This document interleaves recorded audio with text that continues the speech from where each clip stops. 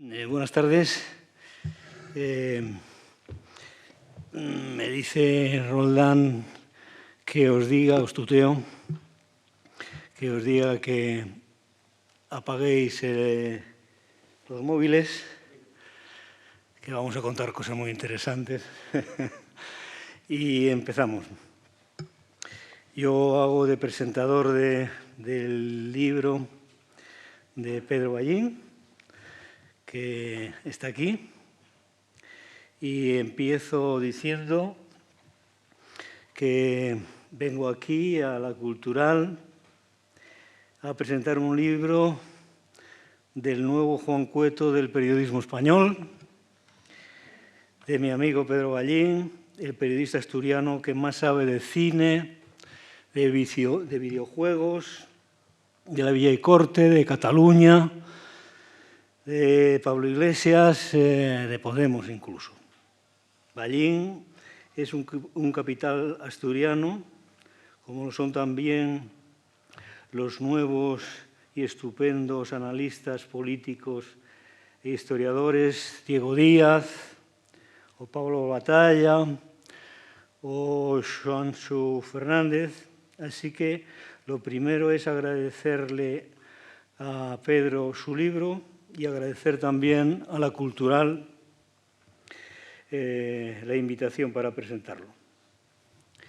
No voy a hacer ni una presentación protocolaria ni una formal para salir al paso. Voy a hacer una presentación, digamos, académica y, por lo tanto, leída, como si estuviéramos en la Real Academia de las Letras, para no perderme en el bosque de tantos temas que aborda el libro, para tratar de estar a la altura de su obra, de un libro que, como comentaba ayer mismo yo con un amigo, Antonio Santesmases, es muy interesante y también complejo, sobre todo porque juega con asuntos en principio muy distintos, como son la política, o sea, el realismo mágico, y el cine, o sea, la ficción. Empiezo por señalar que su libro, C3PO en la corte del rey Felipe, así se titula, ya ha sido presentado con éxito en notables tribunas del país, en muchos foros mediáticos, y también ha sido presentado en su propio libro, con una magnífica introducción de su maestro Enric Juliana, que dice, entre otras cosas, que Pedro Ballín tiene, cito Juliana, una inusual habilidad para conectar distintas esferas del conocimiento, que sabe funcionar el GPS para orientar a los lectores, que, sigue Juliana, maneja el castellano con una fluidez admirable y, más aún, que es una persona de buen carácter y que en La Vanguardia nos sentimos muy orgullosos de él. Todo dicho, aunque Juliana, honesto, relata también que, ignorante él, le preguntó a Ballín por el título del libro. Le preguntó que qué era eso de C3PO y que ante la respuesta de Ballín sintió un bochorno analógico, que es el mismo que he sentido yo muchas veces leyendo el libro. Somos de dos generaciones que nos llevamos algunos años. El libro, además de interesante y complejo, como decía Santesmases, está lleno de erudición. Hay muchas lecturas detrás, desde Marx a Diony López, y muchas películas vistas. Es también riguroso, por ejemplo, cuando nos explica una y otra vez cómo la política ha ido entregando más y más poder al Estado. Es, como ya hemos apuntado, distinto, jugando con las palabras, con el verbo y con las imágenes.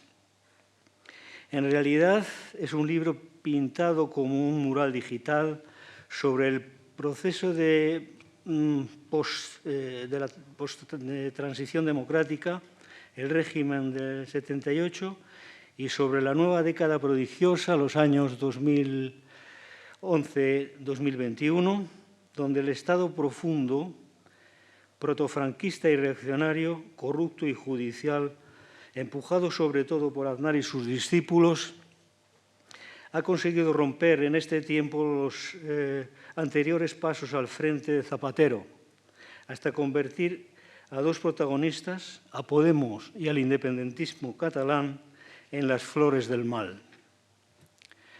Se habla mucho de las flores del mal en el libro, pero el libro empieza a explicarse con Zapatero, que había hecho muchas cosas bien, como subraya Pedro, como por ejemplo tratar de impulsar la segunda transición, mejorar nuestro contrato social o conseguir firmar la paz con ETA, aunque, como él mismo subraya, se equivocó con la política audiovisual y también, hay que decirlo, con la política económica y financiera, entregando gratis, a cambio de falsas monedas, a la banca privada española más de la mitad del mercado financiero español, las cajas de ahorros privatizadas.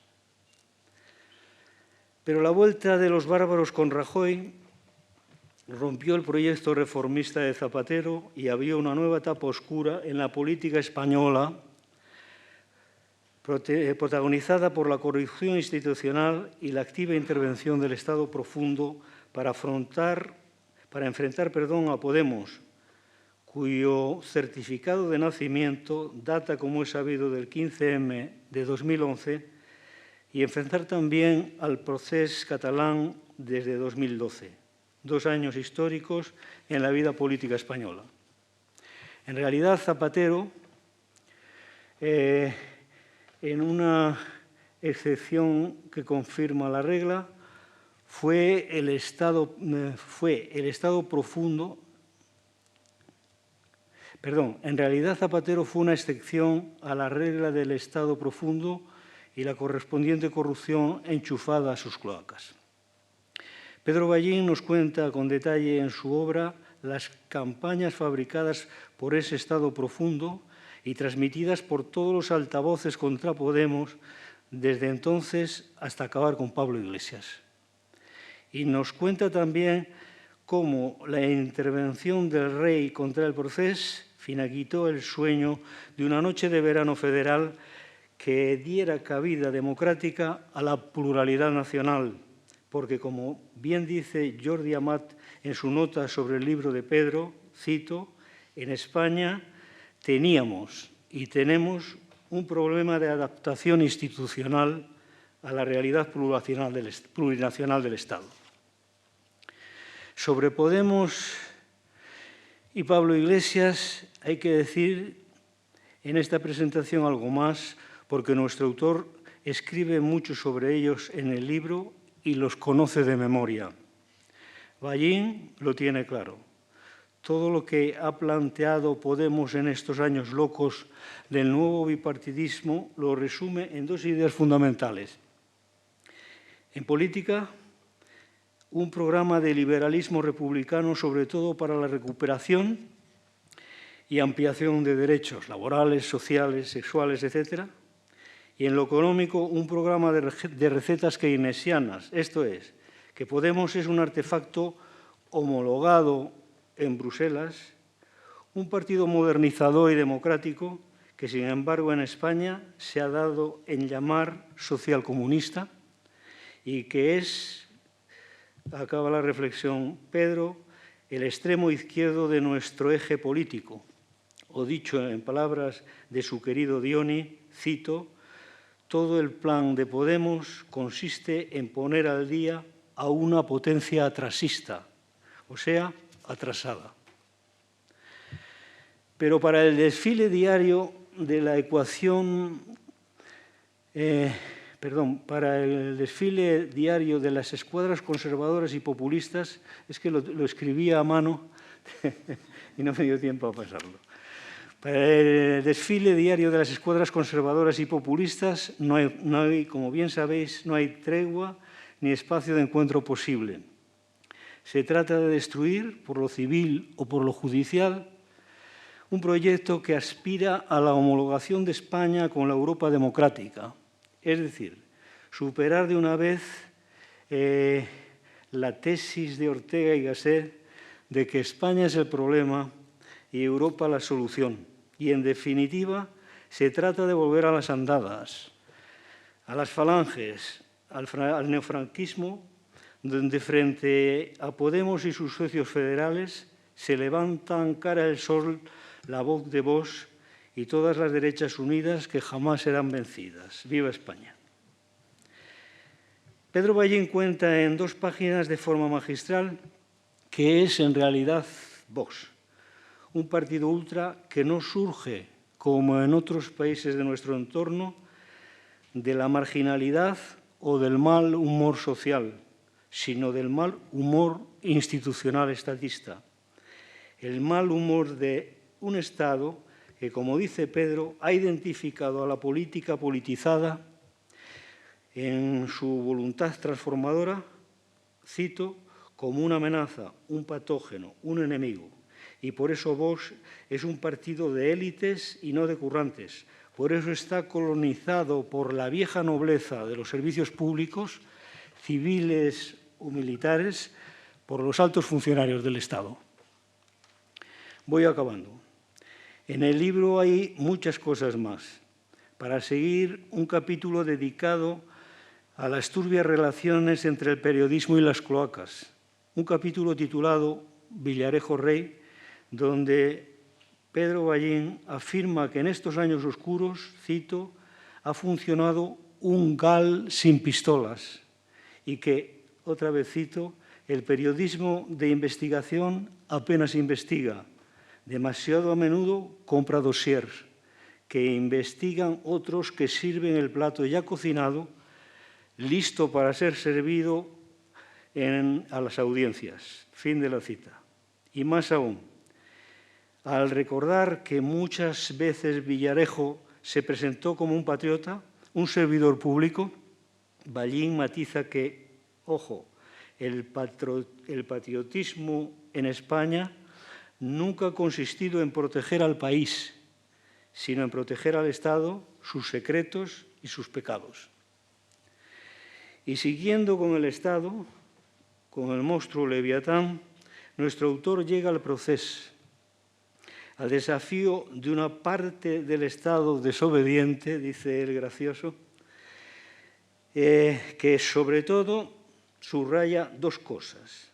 La primera, que el artículo 155 no tenía base normativa que permitiera al Estado la intervención. Y segundo, que además, a diferencia de Quebec o Escocia, en Cataluña no ha existido ni diálogo, ni debate, ni política. Esto es, que la intervención judicial y policial fue también un trágala. Y siguiendo con Cataluña, viene la histórica reivindicación territorial. Ortega lo dijo también. Todo lo importante, dijo Ortega, que ha ocurrido en España entre 1898 y 1931 fue la rebelión de las provincias contra Madrid. Pero ahora el problema es la rebelión de Madrid contra las provincias, contra las regiones, por 2 razones. Porque las nuevas infraestructuras ferroviarias refuerzan aún más la centralidad capitalina y porque Aznar y sus discípulos han impulsado un agujero negro que absorbe inversiones en la capital, en el Distrito Federal, mientras que aquel ministro de Hacienda apellidado Montoro, con la disculpa de la ortodoxia presupuestaria, favorecía la fiscalidad capitalina mientras ataba el margen económico de las regiones. Pero además del nuevo choque territorial, está también el choque generacional.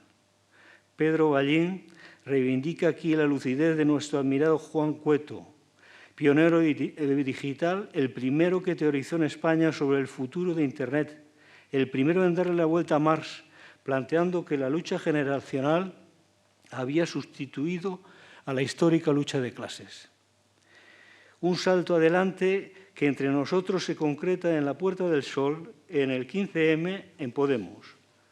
Una lucha generacional presentada en el libro como un paso adelante positivo y optimista, pues Pedro Ballín, como Piketty en su último libro, sostiene, son sus palabras, que cada generación ha ido empujando a la humanidad hacia sociedades más justas, más prósperas y más tolerantes. Y de choque en choque, del territorial al generacional y del generacional al personal, Pedro Ballín nos ofrece un magnífico capítulo sobre la pelea entre Rejón y Pablo Iglesias.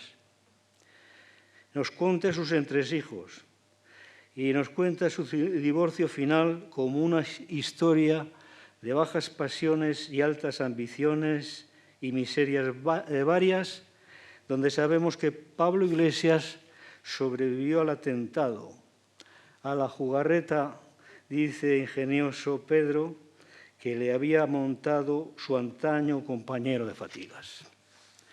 Finalmente, y acabo, todo lo que viene después, antes de cerrar el libro, es un viaje en moto para respirar al aire libre de las peripecias del último Pablo Iglesias, su ascensión a los cielos de la vicepresidencia y finalmente su voluntaria escapada para bajar al infierno político de Madrid, del Madrid fachoso, enterrador de rojos y también salvador de Podemos. Antes de terminar el libro, Pedro Ballín nos explica cómo el grupo fundacional de Podemos había llegado en sus orígenes a la conclusión de que en España se había roto el consenso social con consecuencias devastadoras para la gente corriente, empleando la terminología de Hobsbawm. Esto es, que el régimen del 78 estaba agotado y que había que lanzar una nueva plataforma para reconstruir un nuevo contrato social. Como sabemos, en palabras de Ballín, esa plataforma, dice él, funcionó como un cohete. Un cohete perseguido desde el principio por tierra, mar y aire, por el Estado profundo y por sus altavoces. Un cohete, en fin, lanzado para impulsar más allá de la socialdemocracia la puesta al día de las estructuras de ese Estado podrido y sus usos semidemocráticos. Muchas gracias.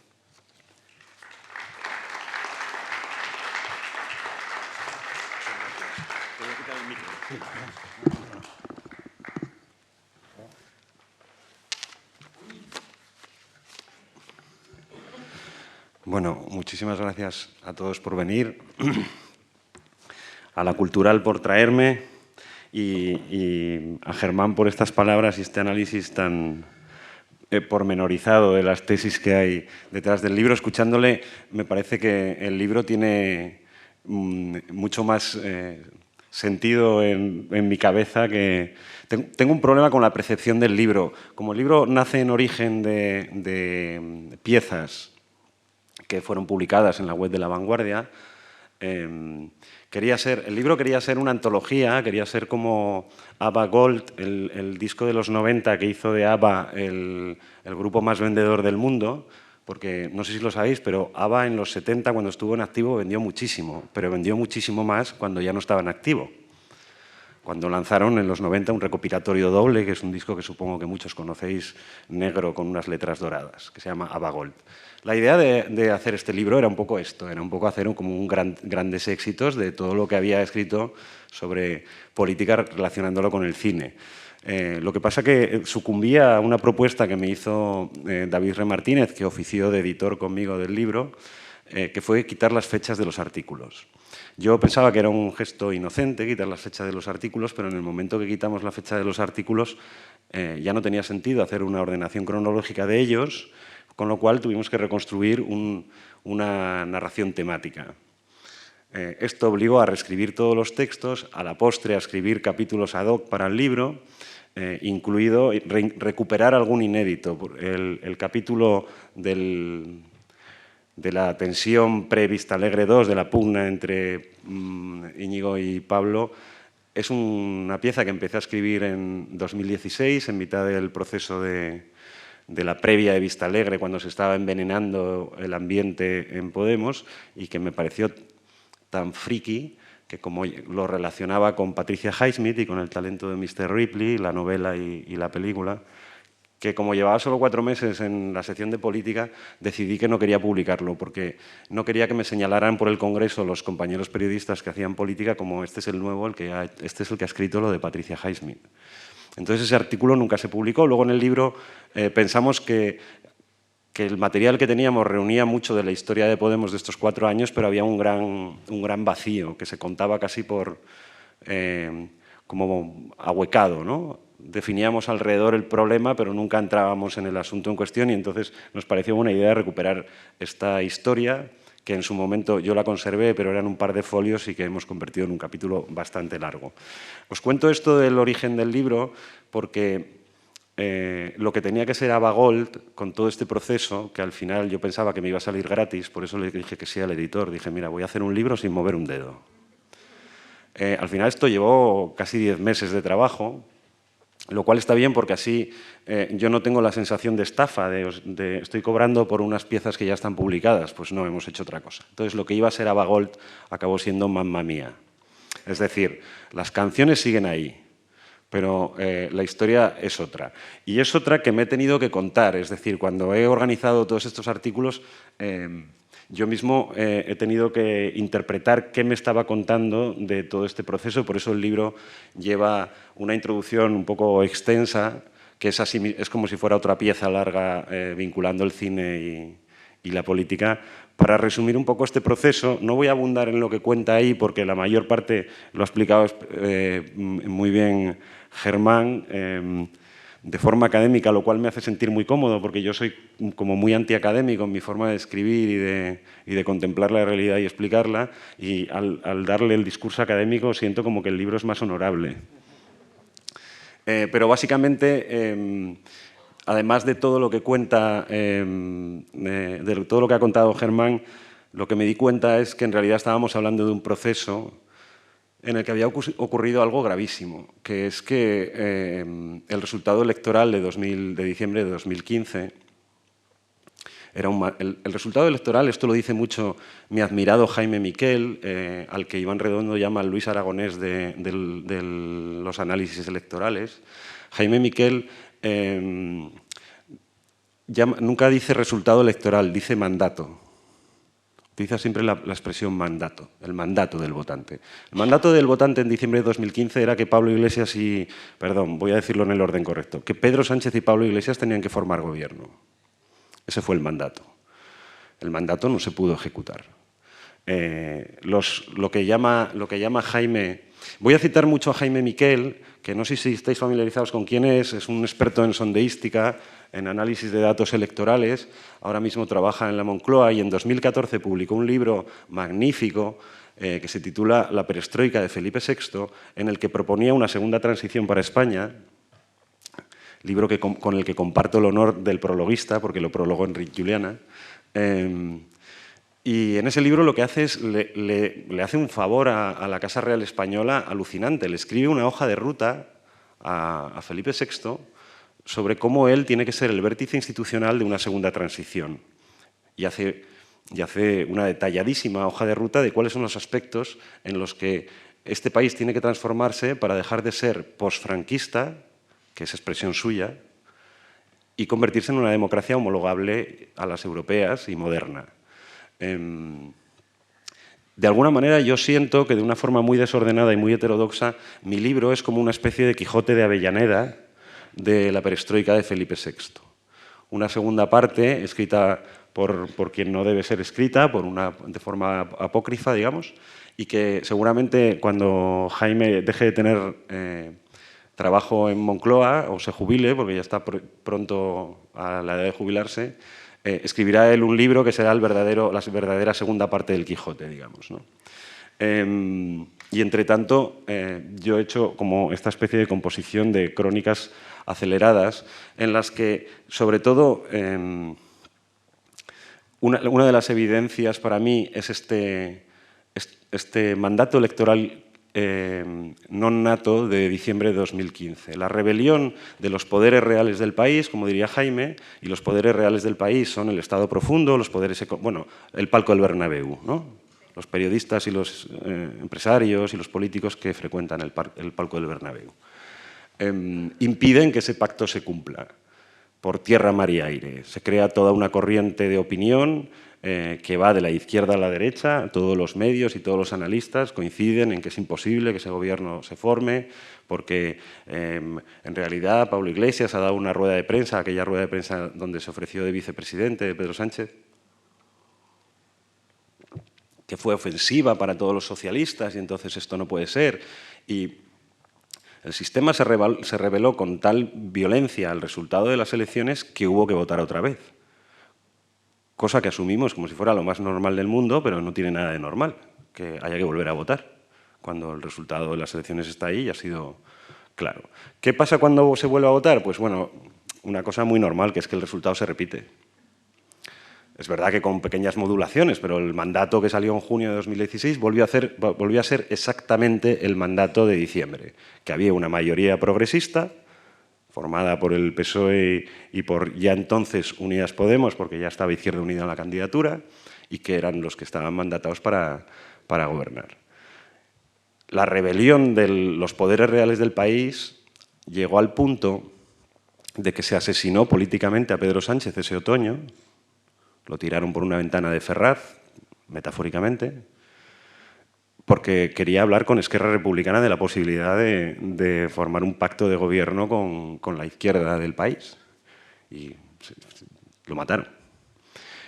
Y en esos mismos meses, que son los meses previos a Vista Alegre, se emprende también el asesinato político de Pablo Iglesias. Y se hace además de una forma extraordinariamente hermosa, porque es muy shakespeariana. Es halagar a su número 2 y convertirlo en el motivo macbetiano, ¿no? En el consejero del rey que acabará matando al rey. Esta segunda parte no le sale tan bien como la primera, entonces Pablo sobrevive en Vista Alegre y eso facilita también, aunque nunca se ha contado así, que Pedro Sánchez barra a Susana Díaz 4 meses después en las primarias de mayo, creo recordar que fueron en mayo. Llegados hasta el punto, y tras la moción de censura, vamos a otro ciclo electoral en el que de nuevo se repite el resultado. Y de nuevo, a pesar de que llevábamos 4 años escuchando en todos los sitios que las 2 personas llamadas a modernizar la democracia española, porque más o menos había como un cierto consenso de que alguna cosa había que arreglar, eran Albert Rivera e Íñigo Errejón. Pero primero las bases de Podemos y del PSOE y luego los votantes, de nuevo en 2019, en abril, dijeron que no, que los llamados a modernizar la democracia española eran Sánchez e Iglesias. Y volvió a ocurrir lo mismo. Volvió a ponerse todo tipo de palos en las ruedas y crear un estado de opinión que hiciera imposible esa alianza. Y volvimos a una repetición electoral. Una de las cosas más bonitas de este proceso, por lo menos para los que somos como radicalmente demócratas, que nos lo creemos en serio, es la terquedad de los votantes en este proceso. En noviembre, con desgaste y modulación de las 2 formaciones políticas, de nuevo el mandato fue que estos 2 señores tenían que formar un gobierno. Y ahí, cuando ya estaban preparándole la mortaja a Iván Redondo en la ejecutiva del PSOE del lunes 11 de noviembre, Iván Redondo, que para estas cosas tiene un instinto asesino brutal y una velocidad de reacción poco vista en la política española, en 10 horas montó un gobierno de coalición, llamó a Iglesias y montó un gobierno de coalición que, por supuesto, mantuvieron en secreto, lo hicieron a espaldas de sus 2 organizaciones políticas porque si no eso hubiera saltado por los aires, y anunciaron que se iba a formar ese gobierno. Y entonces estamos en noviembre de 2019 formando un gobierno que se había votado en diciembre de 2015. Claro, esto dicho así, Quiero decir, no he contado nada que no sepáis todos, que no hayamos asistido todos a este proceso. Sin embargo, esto es terriblemente grave. ¿Y cuál es la consecuencia? Aparte de las consecuencias obvias de desgaste, ¿no?, de que el Podemos, que tuvo 5,5 millones, pues se quedan 3 millones en noviembre de 2019, lo que cambia por completo es el humor del país y el mapa político. Una de las cosas que ha mencionado Germán es que yo defino a Podemos como un partido liberal en lo político y no le gusta nada al genio de los números de Podemos, que es Nacho Álvarez, el secretario de Estado, que es el tipo que piensa la economía en Podemos un poco, ¿no? No le gusta nada que usemos neokeynesiano, porque le recuerda neoliberal. Dice que hay que decir post-keynesiano. Bueno, pues post-keynesiano. Esto es Podemos, ¿no? Un partido con un programa más o menos socialdemócrata en lo económico, tampoco demasiado ambicioso, porque no hay grandes nacionalizaciones en el programa político, y que tiene un programa claramente liberal en cuanto a derechos, en cuanto a ampliación de derechos de la ciudadanía, derechos civiles, derechos políticos. Y eso es el extremo izquierdo del mapa político. Esto se creó en estos 4 años de secuestro de la voluntad popular, porque se creó un ambiente de opinión pública, merced a nosotros los periodistas, en el cual básicamente darles a Iglesias y a Sánchez era gratis. Es más, no era gratis, cotizaba. Tanto se les dio que se los convirtió en radicales. ¿Y qué pasa al convertir en radical un programa político que en realidad es de centro-izquierda, mitterrandiano, diría yo, ¿no? Pues que estás desplazando lo que los finos llaman la ventana de Overton completamente a la derecha. Es decir, si las políticas de vivienda de la CDU alemana, las políticas de alquileres de la democracia cristiana alemana, aquí son radicalidad de izquierdas, significa que el mapa político, si las tiras hasta la derecha, ocurre lo que hoy tenemos, que es que somos el único país de Europa que no tiene líneas rojas, que no tiene un cordón sanitario para separar a los antidemócratas, al nacionalcatolicismo en este caso, en el caso español, ¿no? Somos el único. Dicho esto, en los países europeos donde sí se ha hecho un cordón sanitario a la ultraderecha, tampoco sabemos que tenga un resultado espectacular hacerlo. O sea, quiero decir, nadie se ha librado del San Benito. O sea, el riesgo con el que conviven perdón, Alemania, Italia o Francia de que en los próximos años la ultraderecha se haga con el gobierno sigue vivo. Pero es cierto que, por lo menos como medida de profilaxis democrática, está bien que los demócratas entiendan dónde está la raya que separa a la democracia de lo que no lo es, ¿no? En España no. Hemos decidido homologar como una opción no solo disponible, sino decente, presentable, al nacionalcatolicismo que gobernó este país con mano de hierro durante 40 años. Ese es el efecto de los 4 años de secuestro del resultado electoral. Y para mí, esta conciencia la tomé al construir el libro, al tener que explicarme un poco cuál era lo que había ocurrido en realidad en este periodo. Y así estamos hoy con las espadas en alto, literalmente, en un momento en el que creo que la gravedad de la hora es que las tensiones de lo que Diony López llama el atrasismo y el progresismo ya no están, digamos, bailando un baile virtuoso o un juego de balancín virtuoso en el que una compensa a la otra para lograr una especie de síntesis dialéctica en la que el país más o menos progrese sin volverse loco, sino que se han retado a duelo a muerte. Con lo cual hemos vuelto a un dilema político de los años 30 del siglo pasado, en el cual la aspiración es eliminar al otro. Y esto es la consecuencia, insisto, de no obedecer el mandato de las urnas cuando el votante se pronuncia. Dicho así todo, suena como muy grave y muy solemne, que es una de las cosas que a mí me desespera del periodismo político. No tenéis que saberlo, pero yo he pasado por todas las secciones de un periódico excepto deportes. He hecho tribunales, he hecho economía, he hecho política local, he hecho sucesos, hice 10 años cultura para La Vanguardia. He vivido en todas las secciones y todas tienen el convencimiento absoluto, creo que la que más la de deportes, pero que todas tienen el convencimiento absoluto de que lo único que importa de lo que pasa en el mundo en realidad es lo que haces en la sección. Es decir, los de economía piensan que todos los demás hablan de un mundo que no importa y que el mundo que importa está en la sección de economía. Los de deportes también y los de cultura también. Pero seguramente los más solemnes son los de política. Y a mí, que soy un liberal posmoderno y con tendencia a la frivolidad y a la alegría también, me molesta muchísimo esto que acabo de hacer, de explicaros un proceso político como si fuera una cosa muy seria y tremenda en la que nos va a ir la vida a todos. Entonces, uno de los mecanismos para tomar distancia sobre eso, que descubrí que me provocaba como mucho solaz y que además hacía más ameno contar la política, era tratarla en términos de cultura pop. Y explicar las cosas más graves como si fueran una película llena de efectos especiales. También por vicio, o sea, quiero decir, ¿cómo lo explico? Además, ayer en el Manglar en Oviedo me lo preguntó un chico si yo lo trabajaba mucho o se me ocurría. Por ejemplo, comparar a Godzilla con el Procés de Cataluña.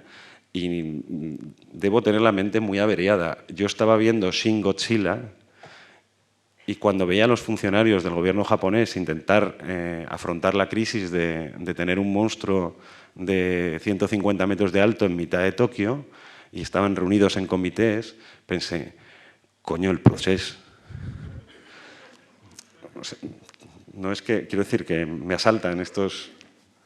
esa fue en realidad la primera pieza que publiqué. En Cultura publicaba piezas parecidas, pero aunque parezca que no, el paquete en el que envuelves un regalo lo es todo. Tú debajo del epígrafe de Cultura puedes decir muchas cosas, pero debajo del epígrafe de Política tienes que tener mucho más cuidado. Y eso tenía sentido en los periódicos de papel, pero en una web en realidad es un epígrafe que hay arriba. Da igual, la página no está en ningún lado, está en Internet. Y sin embargo lo cambia todo. Entonces la primera vez que me atreví a hacerlo en política fue este día que tuve esta epifanía en mi casa viendo Godzilla y dije, voy a explicar el Procés mejor que nadie. Entonces al día siguiente, esto lo digo también para hablar un poco bien de la empresa en la que trabajo porque me tolera estas cosas. Al día siguiente llamé a Barcelona. Tenéis que pensar que eran unos meses extraordinariamente tensos para La Vanguardia. No hace falta tener mucha imaginación para saber que entre el otoño de 2017 y el invierno hasta febrero de 2018 los teléfonos de La Vanguardia sonaban con llamadas enardecidas desde Moncloa y desde la Generalitat de Cataluña, en sentido diverso. Siempre hemos sido, en ese sentido, como empresa, traidores a la causa española y traidores a la causa catalana, lo cual a mí, por cierto, me tranquiliza un montón. Bueno, en todo caso que era muy tenso en esos meses. Entonces yo llamé al redactor jefe de política de Barcelona y le dije, oye, se me ha ocurrido una cosa para explicar esto del Procés, del 155, que es que en realidad el Procés es Godzilla y el Estado tiene que convertirse en un monstruoso leviatán y saltarse también la ley y la seguridad jurídica para combatirlo. No le vi la cara porque estaba al teléfono. Y digo, y quería escribirlo esto, ¿qué te parece? ¿Lo publicamos? Digo, también le dije, oye, si no lo ves, tampoco tenemos por qué tomar muchos riesgos, lo publico en Cultura y ya está. O sea, como que voy a escribir una pieza sobre Shin Godzilla y ya lo cuento ahí. Y entonces cursó petición a las alturas, me dijo, bueno, lo voy a consultar. Y finalmente me llamó el director de la web, que hoy es el director del periódico, Jordi Juan, y me dijo, oye, sí, pero ponle opinión arriba en el epígrafe. Y yo dije, no puedo ponerle opinión, Jordi, porque soy el último que ha llegado a la sección de política y si los compañeros me ven firmando opinión, que es un poco como la aristocracia digo, van a decir, pero ¿qué pasa? ¿Qué pasa? ¿Este es el niño bonito de la casa o qué? Entonces dije, voy a poner análisis. Y así salió. Y mi sorpresa fue que nadie se quejó. Pero nadie se quejó dentro del periódico, nadie le pareció que aquello era un exceso, nadie se quejó de la política. En el Congreso de los Diputados, el PDeCAT, Ana Pastor del PP, los de Podemos, los de Esquerra, el PNV, todos me vinieron como a saludar sorprendidos de «ostras, qué bueno eso que has hecho». Y tal. Yo decía «jo». Porque en realidad la tesis era una acusación gravísima. En ese texto, que más o menos con pocas modificaciones está en el libro, en ese texto lo que cuento básicamente es que una vez que la Generalitat se salta la ley, digamos, deja la carretera del derecho para correr campo a traviesa, el Estado fue detrás y se saltó la ley también. Y la seguridad jurídica de este país saltó por los aires en esos meses. Jueces prohibiendo actos políticos de solidaridad con Cataluña como si estuviéramos en un estado de excepción, violando el derecho de reunión y manifestación. Y por no hablar del 155, que expresamente el constituyente dijo que no habilitara a disolver una Cámara regional y convocar elecciones, porque ese debate se había producido cuando se redactó el artículo 155 en el Congreso de los Diputados. Es decir, que ahí estaba yo, con una foto de Godzilla gigante, explicando que el Constitucional se había saltado la Constitución, que el Gobierno se había saltado la ley y que los jueces estaban fuera del Estado de Derecho y que la seguridad jurídica había saltado por los aires y nadie se había enfadado. Y entonces dije, amigo, esto es un poco como, tenéis mascotas, algunos sabéis cómo se le dan las medicinas, ¿no? Coges un quesito del caserío, metes la pastilla dentro, aprietas y se lo das. Y el bicho se come la pastilla. Pues yo descubrí que había encontrado un mecanismo magnífico para escribir lo que me diera la gana sin que nadie se enfadara. Y entonces empecé a aplicarlo. Creo que lo más... Tampoco oculto las cosas con metáforas, quiero decir que llamo a las cosas por su nombre, ¿eh? No es que... O sea, en el artículo que se llama de cómo el Consejo General del Poder Jedi condujo a la República Galáctica hacia la tiranía,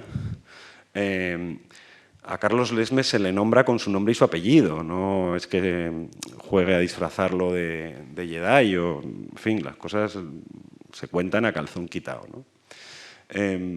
Esto me ha producido pues mucho solaz. Yo he disfrutado mucho con esta forma de contar la política por las dos cosas que os digo, porque rompe la solemnidad, pero a la vez no te hace necesariamente ser más superficial en el análisis, sino al contrario, ser mucho más franco, ¿no? Y poder, por lo menos hasta donde yo llego, ser todo lo profundo y todo lo sofisticado que sé. Pero también tiene una explicación a posteriori y con esto... Sí, y con esto me pongo a disposición de los tomates que queráis tirar y eso. Para que preguntéis, digo. La otra razón, y esta es verdad que es una explicación a posteriori, pero también me ayuda a entender por qué yo de repente encontraba un mecanismo tan útil en intentar explicar a través de patrones de la cultura popular lo que pasaba en la política. Y es porque estoy convencido de que... la narrativa, no solo las ficciones, las narraciones populares, los relatos de toda la vida, los relatos ejemplares, los cuentos que todos compartimos, las leyendas heroicas del western o de las películas de capa y espada o los Juegos del Hambre o Star Wars, todas estas ficciones son constitutivas de nuestra forma de ser y de hacer. No solo nos sirven para interpretarnos, sino que actuamos en función de ellas. Y en el libro cuento un caso que lo cuento muy brevemente porque me da un poco de vergüenza contarlo, que pensaréis, no te da tanta vergüenza si ahora además lo vas a contar, lo voy a contar. Pero sí, me da un poco de vergüenza contarlo, pero a la vez me parecía que era como muy elocuente de lo que quiero explicar, de cómo nos construimos en torno a las ficciones. Cuando yo tenía 20 años y estaba estudiando en Bilbao, pues viví el típico desengaño amoroso de primero o segundo año de universidad. Y como en esos años además uno es como muy intenso, yo estaba como muy roto por dentro en términos casi de anuncio de perfume, ¿no? Entonces una tarde, la tarde de la ruptura, con mi gabardina, me fui a la playa de las Arenas a pasear junto al mar en invierno, orvallaba cosa fina. Los que lleváis gafas sabéis lo que significa eso. Y allí estaba intentando encender un cigarrillo. Yo todavía apenas fumaba por aquel entonces. Y me estaba empapando y además hacía un frío de pelar. Y entonces dije, ¿qué cojones estoy haciendo aquí? ¿Qué estaba haciendo? Estaba componiendo un motivo visual cinematográfico. Estaba actuando en función de cosas que había visto en las películas. Inconscientemente estaba construyendo un motivo visual de la ruptura. Da como mucha vergüenza. Me estaba viendo desde fuera como si me fotografiara, iba a decir Jean-Luc Godard. Y entonces, claro, dije, pero tú eres un normal, y me fui, claro, me piré. Pero bueno, esto sirve para explicar cómo las narraciones que tenemos interiorizadas nos construyen y dirigen es una tontería, pero esto trasciende la anécdota. Es así siempre. ¿Por qué? Porque la narración da sentido. Y en una sociedad que ya hace 200 años que mató a Dios, la necesidad de sentido solo se construye con la narratividad. Construir relatos que nos expliquen y que nos den sentido ante nosotros mismos. Esto lo hacemos todo el rato con nuestra propia memoria, es decir, con cómo interpretamos los acontecimientos del pasado de nuestra biografía, que siempre los interpretamos para dar sentido al presente, a lo que somos ahora, pero también cómo nos proyectamos en el futuro. Y por eso, porque las ficciones construyen la realidad, también sirven para interpretarla, para decodificarla después. Y el caso de la gabardina y el orvallo es una gilipollez, pero los políticos, todos, tienen hambre de narrativa. ¿Por qué tienen hambre de posteridad? ¿Y qué es la posteridad? Pues una narrativa, un arco dramático que explique tu paso por la historia de un país, ¿no? Todos ellos son conscientes y más o menos trabajan esos relatos. Algunos básicamente codirigidos por sus equipos y otros porque tienen tal hambre de narratividad que lo construyen ellos. Y un ejemplo palmario, que además me vino muy bien y con esto termino, un ejemplo palmario es el tercer acto de la carrera política de Pablo Iglesias. Me vino muy bien porque estábamos en esos meses de primavera organizando un poco el libro y de repente Iglesias nos regaló un tercer acto perfecto que podría haber escrito cualquier gran guionista, ¿no? Y lo hizo, y no lo digo como acusación, sino casi más bien como lo contrario, prescribiéndolo en su cabeza. El diseño del final de la trayectoria política de Pablo Iglesias es un acto, es un martirio voluntario que, a su vez, entrega al partido unas líneas de actuación que son una impugnación de su papel. Consciente de que su hiperliderazgo, además un hiperliderazgo en una clave supermasculina, muy heroica, muy viril, muy de el resistente, el partisano, el que él solo sujeta sobre sus espaldas la supervivencia de este proyecto político, en realidad tiene una cosa de mundo viejuno que no tiene que ver con el siglo XXI y Iglesias era perfectamente consciente. ¿Qué hace? Deja el partido en manos de un equipo de mujeres y él señala, luego tiene que asumirlo la propia Yolanda, pero él señala a Yolanda como la líder del espacio político, diciendo que ella será la vicepresidenta. ¿Eso qué es? Una impugnación de sí mismo y de su papel. Y además lo hace con todo el dramatismo de un final de película. La noche electoral de mayo sale y dice que asume que él es tóxico para su proyecto político y que debe echarse a un lado. Esto, por citar una imagen que se me ha ocurrido durante estos días de bolo con el libro, de tener que explicarlo, esta imagen no está en el libro, pero pues, lo vais a ver muy claro. Lo que hace Iglesias esa noche es el final de Alien 3. En Alien 3 es la que Sigourney Weaver tiene la cabeza afeitada. En Alien 3, finalmente, al planeta prisión, no lo voy a contar, pero bueno, donde están encerrados con el alien, llega la empresa a rescatarlos, la empresa que es propietaria de este planeta cárcel. Y cuando van a rescatar a Sigourney Weaver, ella se va a esa especie de alto horno que había, donde estaba el hierro candente, y se arroja. Y además, para que no tengamos duda de que era un motivo crístico y mesiánico, se arroja con los brazos en cruz, se deja caer hacia atrás. ¿Por qué? Porque ella sabe que está infectada y que lleva al bicho dentro. Y para eliminar el bicho, tiene que morir ella también. Y cae, no sé si os acordáis, y justo cuando está cayendo en cámara lenta, el bicho revienta el pecho y ella lo agarra para que caiga con ella al hierro candente, sacrificándose para salvar a todos los demás. Bueno, esto es lo que hizo Iglesias la noche del 4 de mayo de este año, ¿no? Y lo hizo de forma absolutamente consciente. O sea, su renuncia, su reescritura de su propio personaje, renunciando a la vicepresidencia para que no digan que me aferro al cargo, yendo a una batalla en la que solo se puede perder, y además salvando al partido que probablemente se hubiera quedado sin representación parlamentaria en la Comunidad de Madrid si no hubiera estado Pablo al frente de la lista. Y además, para que nadie diga que somos kirchneristas o peronistas, no será Irene Montero la persona a la que deje las llaves del partido, sino Yone Belarra. Y además será una persona de fuera del partido. Todo esto es una construcción extraordinaria de alguien que es extraordinariamente consciente de cómo quiere escribir su posteridad política. Es narrativa pura. Y claro, me faltó tiempo para decir, bueno, no, es que el libro necesita otro capítulo porque me ha regalado que ha cerrado la historia, ¿no? Y entonces hay un capítulo en el libro que se llama Las muchas muertes de William Manny, que explica, bueno, pues todas las veces que hemos matado a Pablo Iglesias estos años, que le hemos matado muchísimas veces. No creo que haya político que haya leído su necrológica política más veces que Pablo Iglesias en estos 5 años.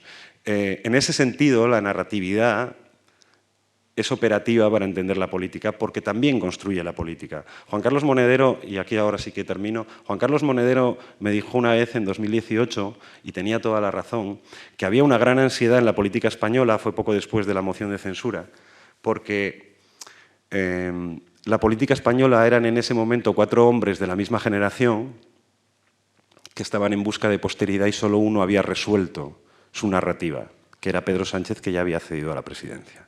Es decir, el personaje de Pedro Sánchez resolvió su posteridad cuando, después de haberle tirado por una ventana de Ferraz, coge su Peugeot, no sé qué era, y va por ahí, consigue vencer a todo el aparato mediático y de su partido, ganar unas primarias y 2 años después sentarse en la Moncloa. Esto es una ficción perfecta, es una película redonda. Pero los otros 3 chicos de la misma generación, Pablo Casado, Albert Rivera, que Dios lo tenga en su gloria, y Pablo Iglesias, pertenecientes a la misma generación, en ese momento no habían resuelto su posteridad política. Hoy Pablo Iglesias es así, independientemente de lo que quiera hacer en el futuro. Albert Rivera no quiso escribir su tercer acto y se lo escribieron. Y Pablo Casado está ahora en un momento en el que no se sabe muy bien si va a salir con bien del brete o no. Pero todos ellos eran 4 personajes con una ansiedad de narratividad, ¿no? Con una ansiedad de relato. Por eso las películas, en el fondo, a mí me ayudan a explicar mejor la política y creo que ayudan a entenderla. Y ya con esto os dejo que me preguntéis cosas.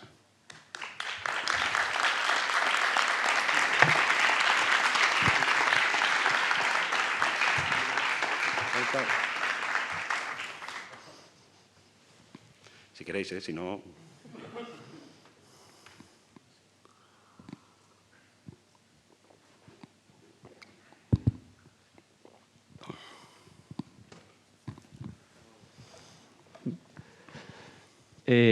Yo tenía una pregunta. Sé que dices que no te gusta mucho lo del academicismo, pero ya por curiosidad con lo que has planteado al final, consideremos que estamos dentro de 50, 60 años, si es que no nos hemos cargado del todo este planeta. ¿Qué crees que va a salir en los libros de historia?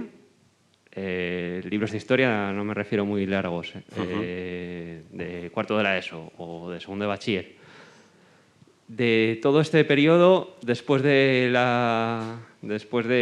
franquismo, hasta más o menos ahora, hasta 2020-2021. Escribo un libro de historia ahora. Es que os digo una cosa, no me hagáis preguntas de estas porque yo me enrollo y puedo estar 25 minutos o 50 sin parar. Bueno, creo que hay dos etapas.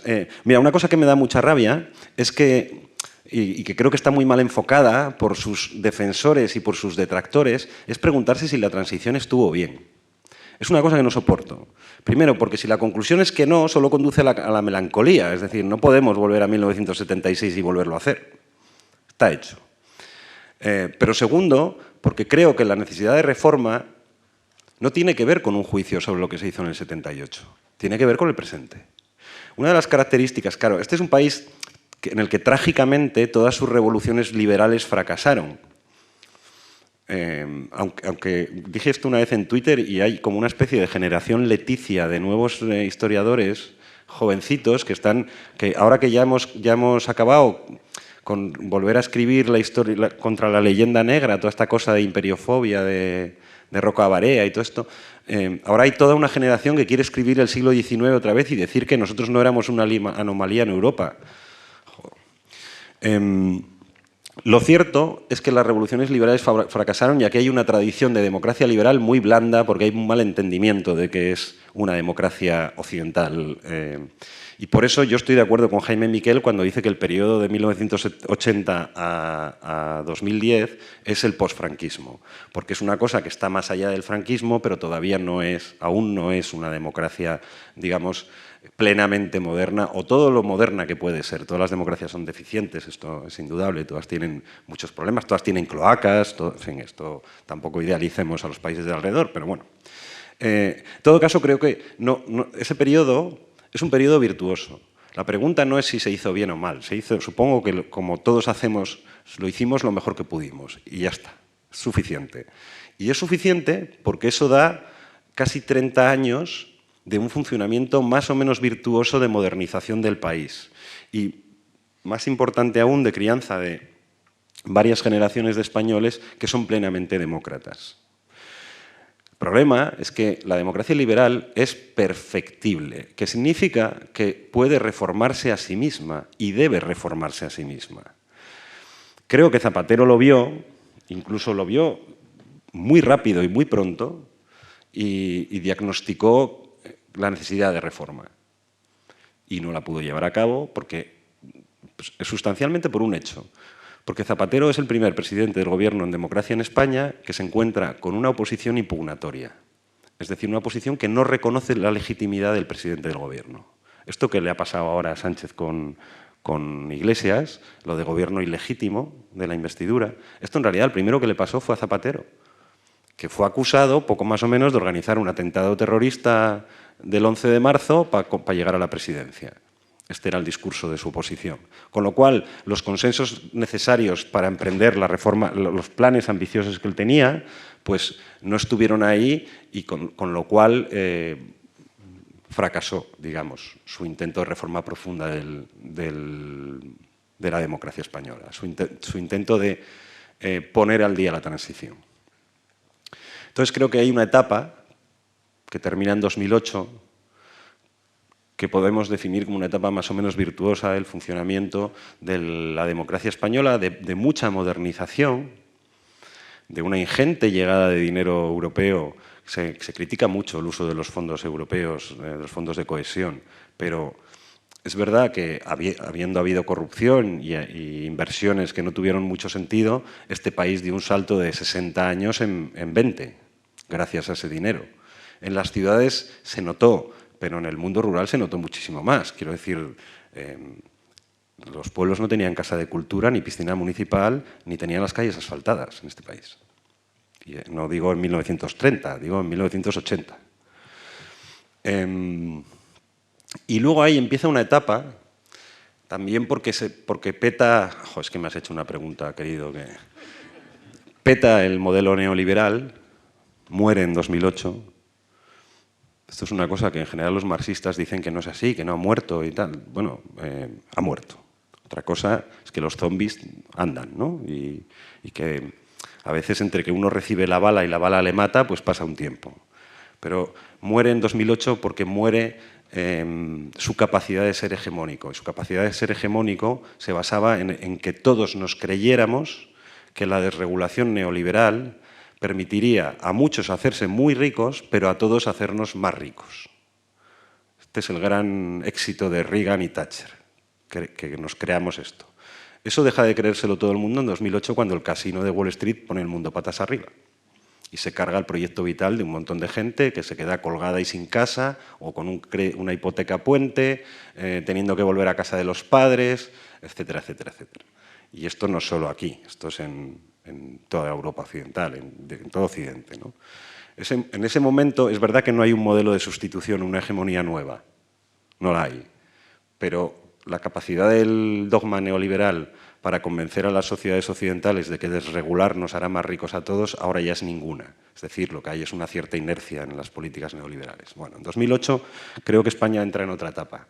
Esta etapa en la que estamos desde entonces no está cerrada, con lo cual no sé cómo se va a contar, porque ya sabéis que las historias se cuentan en función de su final. El otro día Iván Redondo,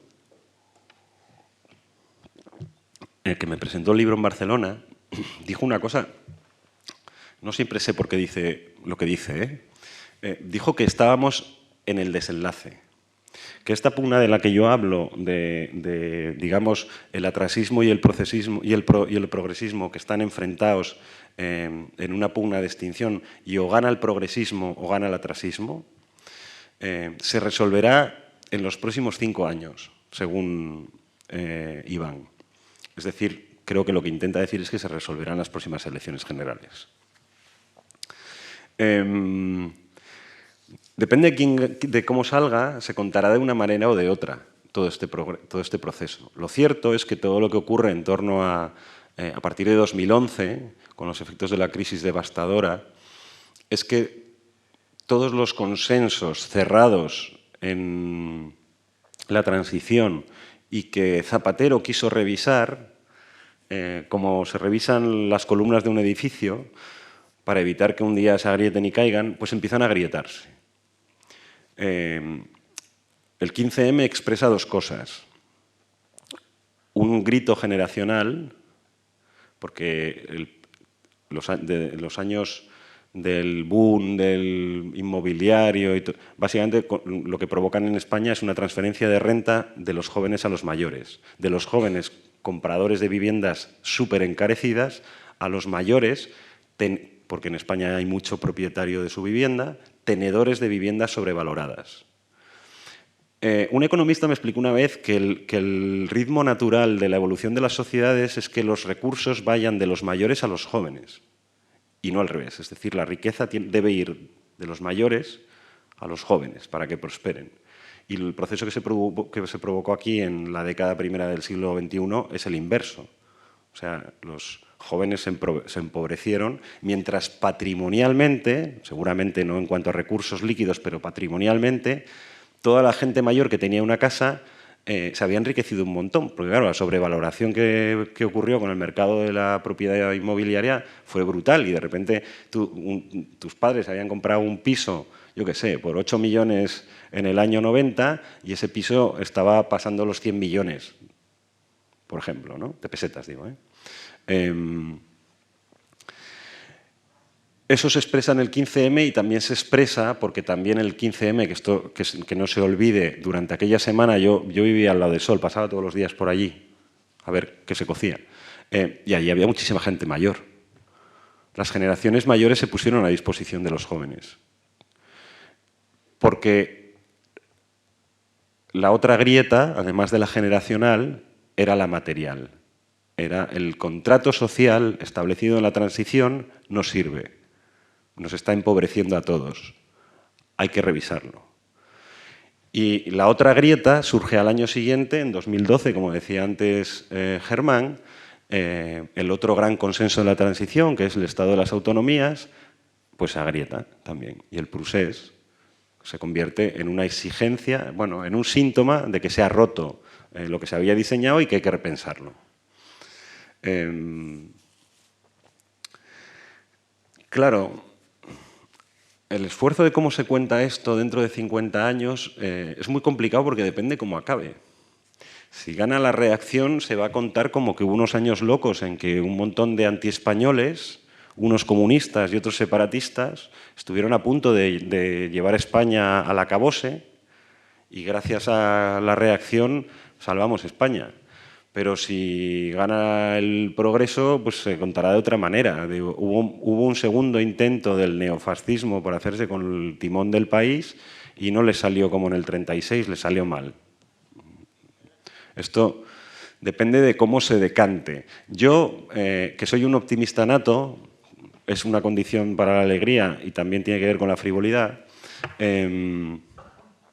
creo que España, respecto, por ejemplo, a Francia, Italia o Alemania, tiene un reaseguro para no caer en un proceso. No vamos a ir a dictaduras, en ningún caso en Europa, pero sí podemos girar hacia gobiernos autoritarios, ¿no? Regímenes formalmente democráticos, pero en el fondo autoritarios. Esto sí puede pasar, este riesgo sí es real.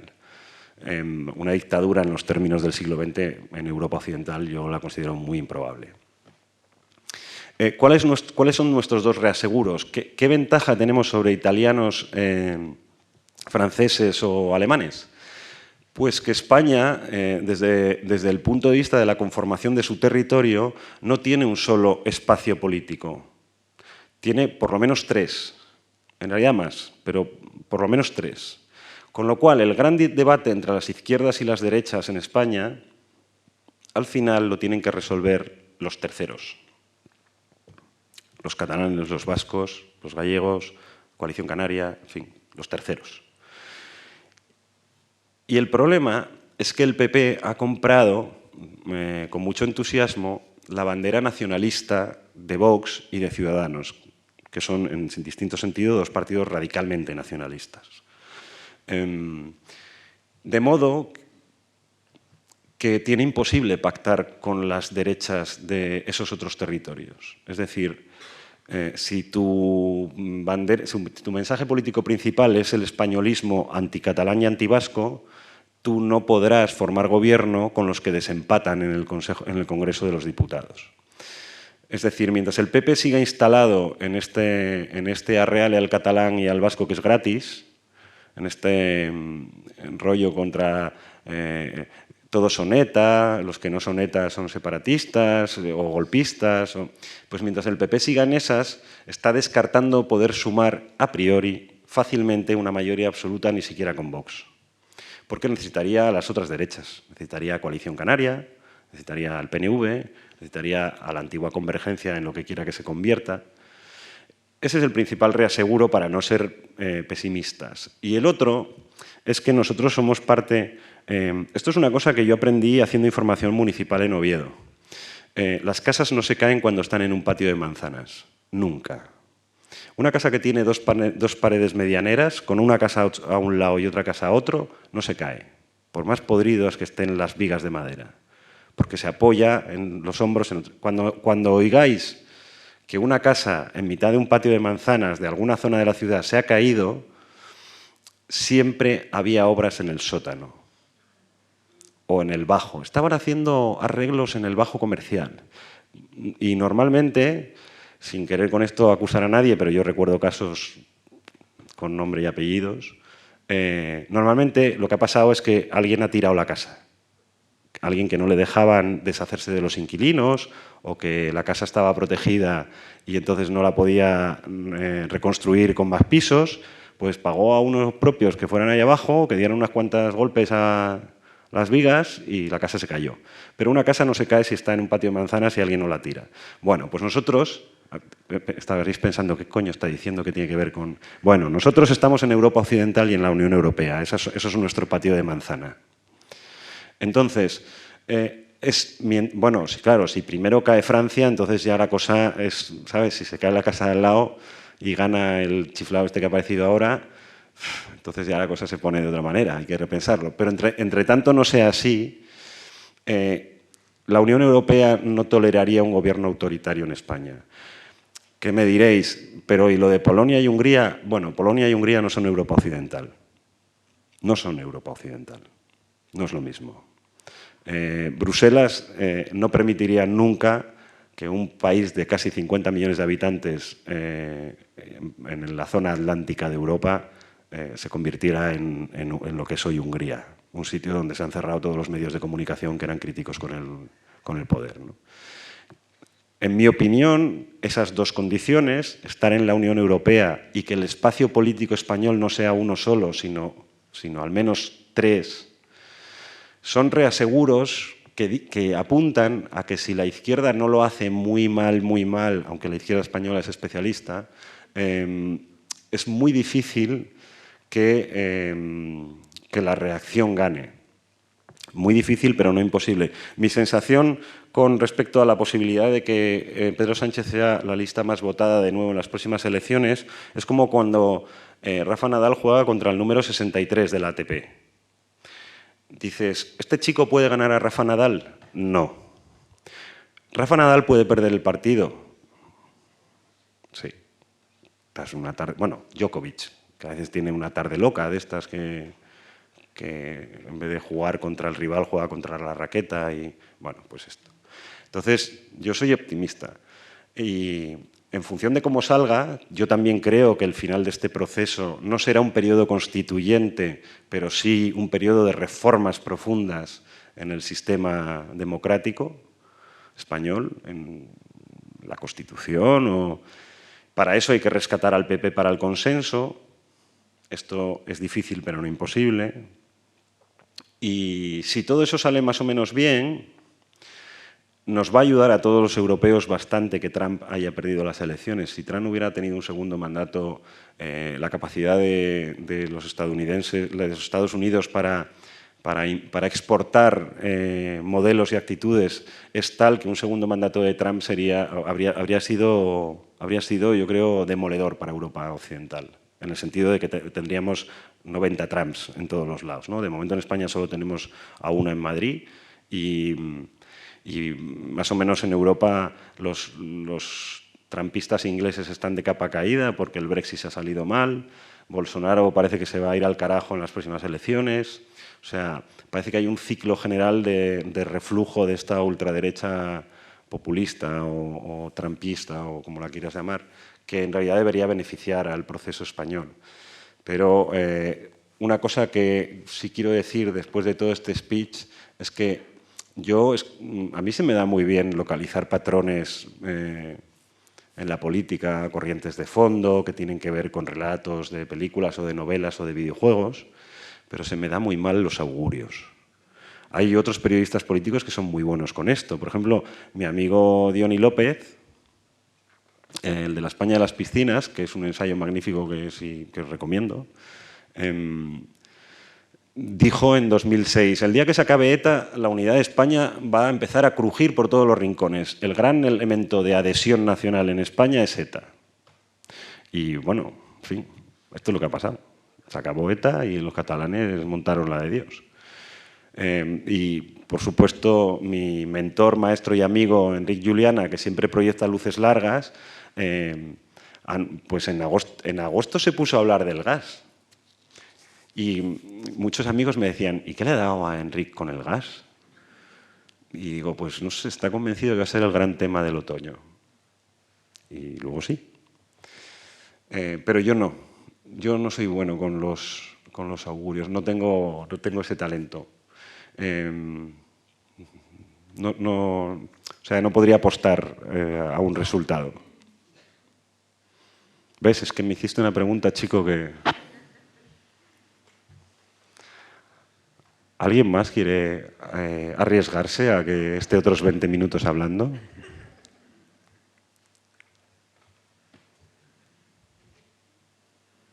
Pues nada, muchas gracias a todos por venir, por escucharme. Que sepáis que, no sé si se ha notado, pero he descubierto ya muy mayor que uno de los mayores placeres... yo soy muy chapas con mis amigos, como se habrá visto. Que uno de los mayores placeres que me ha regalado la vida es esta posibilidad de encerrar a gente en un sitio, que las puertas estén cerradas y que durante una hora tengan que aguantarte la chapa. Muchas gracias.